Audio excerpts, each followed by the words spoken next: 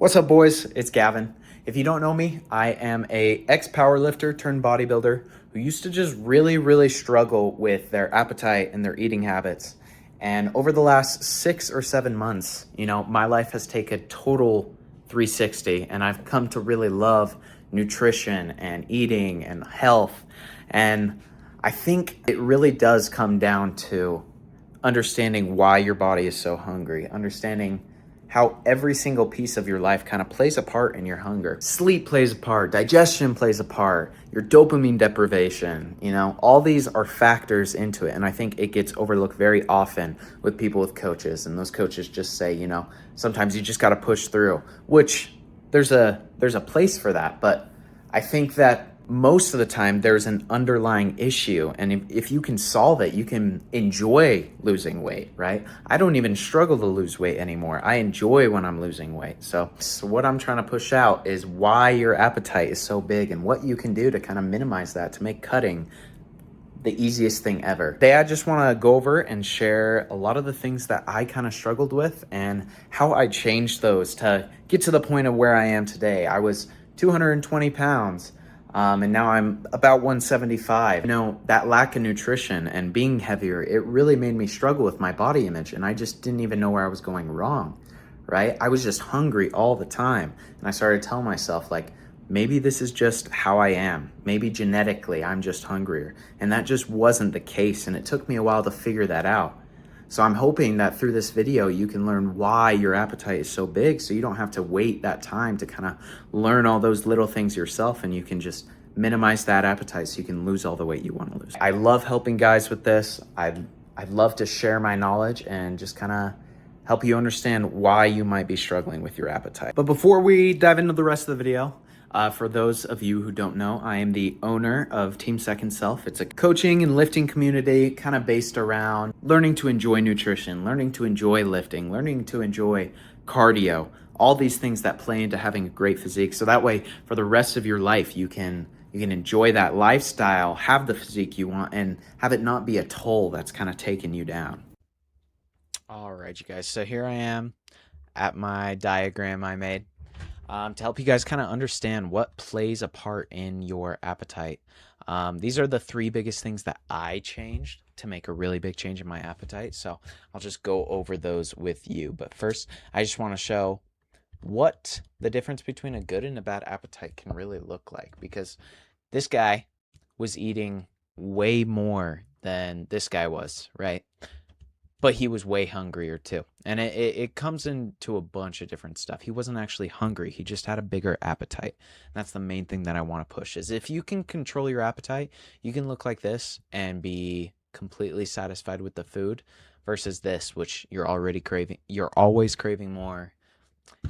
It's a never ending cycle. So this my client Tyson. This was a 6-week transformation where we kind of figured out how to get him on diet, and he wasn't miserable through the whole thing. And yeah, he dropped, I think, 20 pounds in 6 weeks.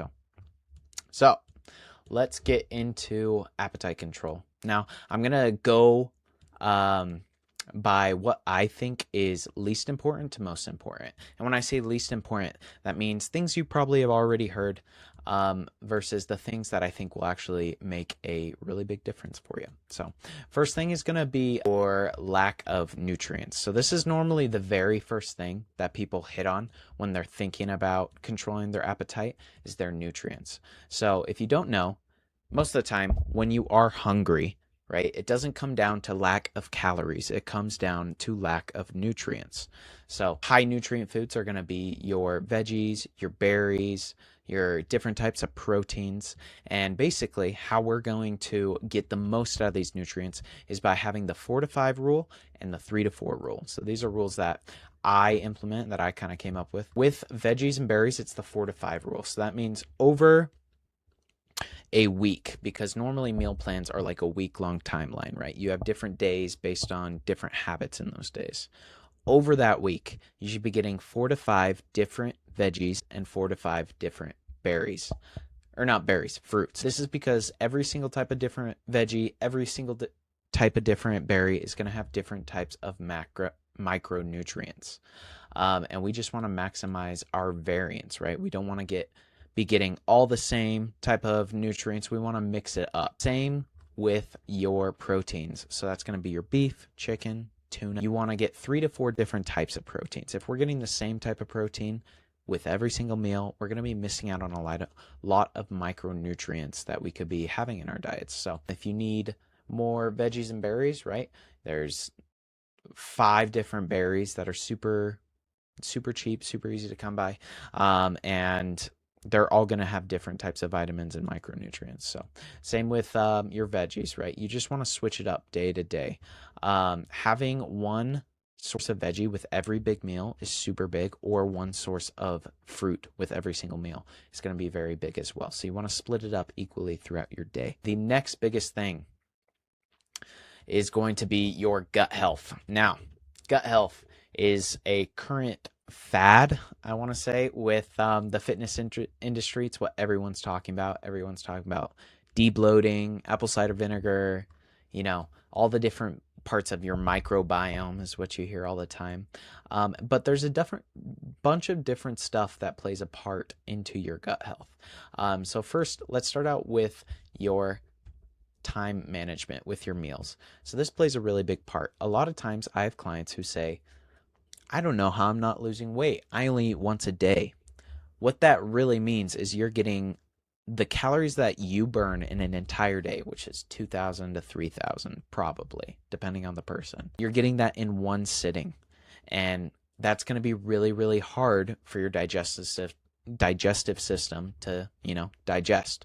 So splitting up your meals, you want to spread evenly throughout your day. So if you're having 4 meals, 3-hour increments in between your meals is a great rule of thumb. And if you're having 3 meals, more of like the 4-hour split up. So this makes a super, super big difference. And one thing I want to mention is you should be eating, this will lead me to my next one, when you're hungry. So this is going to make a big difference, because when you wake up in the morning, depending on the person, you might be really, really hungry, or you don't get very hungry. If you're not very hungry and you're not going to lift right when you wake up, don't eat when you wake up, right? If you're going to lift or going to do something cardiovascular, sure, get some nutrients in you. But if you're not hungry, don't eat yet. Wait until you're hungry, right? Your appetite, as we have addressed, is really, really big. So if you eat first thing when you wake up, 3-4 hours later, you're going to be hungry. So you just want to wait until you're hungry. If you can push that first meal to noon or 1, you have all that food for the rest of the day. And it's not like you're forcing yourself. That's one thing I want to push, is you're not forcing yourself to eat later in the day. You're just simply eating when you're hungry. If you can manage that, then you are going to have much better timing with your meals, and your food is going to digest way better. The third thing is going to be lowering your fiber. So obviously your diet in general is going to play a huge part in your digestive health. But first thing is going to be lowering your fiber. So fiber comes from grains, from beans, from berries. If you're getting too much fiber, right, a little bit of fiber is great for your gut. It helps create waste and push all that out.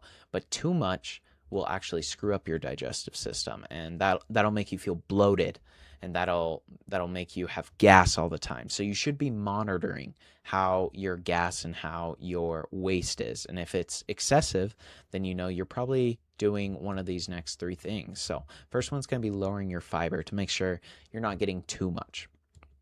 Next thing, it's going to be artificial sweeteners like diet sodas. As much as I love diet sodas, I have nearly one every day. You have to understand that your body cannot absorb it, right? That's why it's 0 calorie. And so even though your body's not absorbing it, it's still having an effect on your gut. So if you drink a diet soda, you will be a little bit more bloated, but 1 a day or less probably won't make that big of a difference. But if you're slamming 3 to 4 a day, you can really ruin your digestive system. And that is going to play a part in your appetite. So next thing is going to be moving after your meals. So this helps your digestive system just fully digest and absorb everything. A lot of times when people eat, they feel really, really tired after they eat. This is actually a sign that your diet is not very good, because what's happening is all the blood that was in your brain is rushing down to your stomach to help digest that food. This shouldn't be happening, right? It should be very, very easy for your body to digest your food. So if this is ever happening, then you know that you need to switch up your diet. You need to switch to less processed foods and more of these whole foods, like the beef, the berries, the veggies. So yeah, making sure to move after all your meals will definitely help your digestive system. The last thing for digestive health is going to be not eating before you sleep.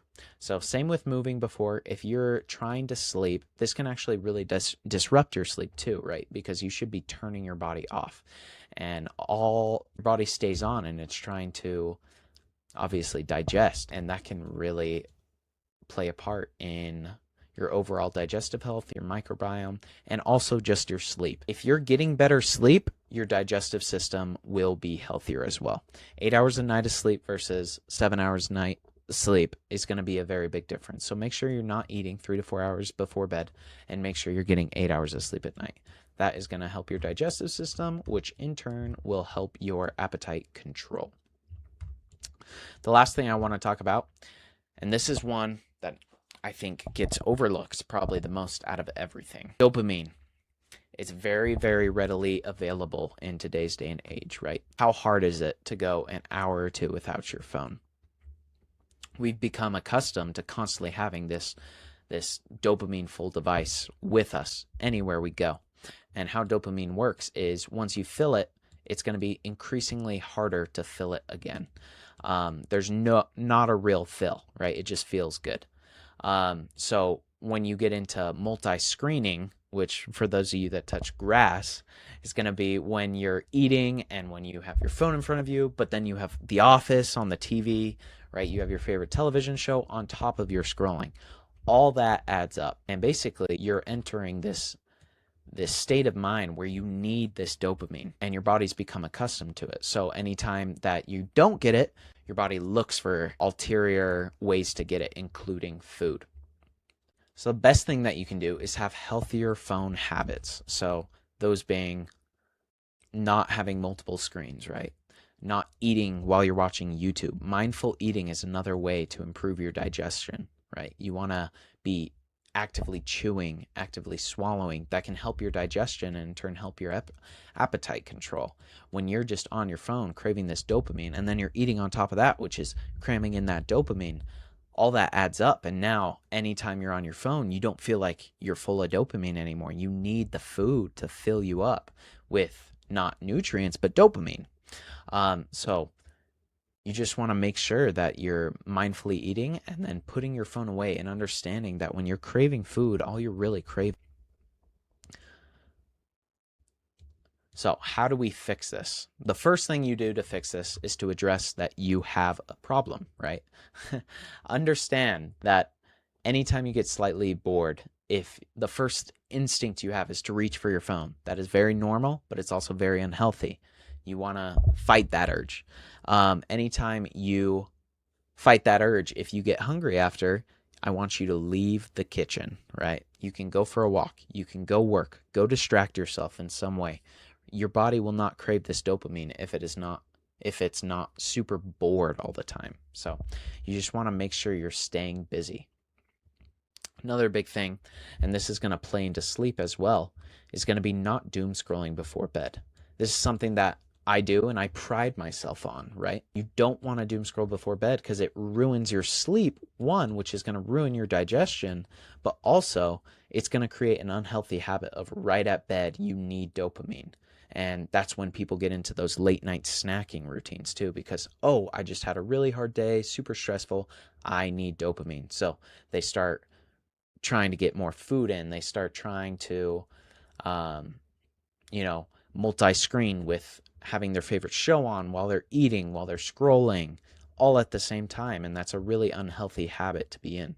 So the final thing is just going to be learning to control your stress, right? People say stress eating. What that really comes down to is understanding that when you're stressed, you will feel hungry because your body wants that release. Finding ways to get that release, healthy ways that isn't eating, is going to be your your way out. So that's going to be taking pride in the fact that you don't doom scroll, taking pride in the fact that, oh, I'm splitting up my meals. Oh, I'm getting my vegetables and my fruits. Feel the dopamine from that, from the fact that you are taking the steps that you need to take to get to your goals. That will feel you just the same way this will. It won't be easy, right? Your body has become accustomed to this. We live in an age where all the food is hyper palatable and it's full of fat and sugar. So if you can find a way to really just find pride in the fact that you're eating the way that you should be, that dopamine is going to help your appetite control as well. I just want to end this by saying, like, it won't be easy. It is a very, very hard thing, and it's a thing that I had to go through for like 6 months' time, and I kept telling myself that, oh, I'm just made to be bigger. It's not true, okay? You can be whatever shape you want to be, you can be, but it takes time and it takes effort. You need to stop comparing yourself and have gratitude for the things in your life, like the fact that you're taking the right steps. Feel gratitude that you're able to do that. That the comparisons that just creates more stress and in turn more need for dopamine, right? It all plays back to each other.